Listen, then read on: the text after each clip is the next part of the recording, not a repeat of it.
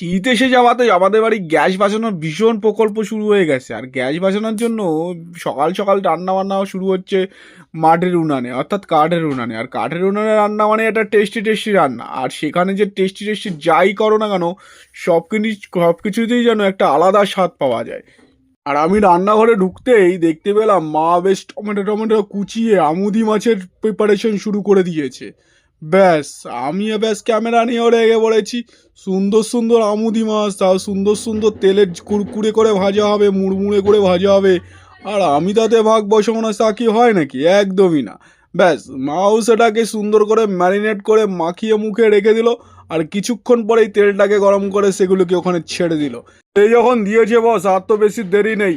এবার যথারীতি সেগুলোকে উল্টে পাল্টে একটু লাল লাল ঝাল ঝাল করে ভেজে নিলেই হয়।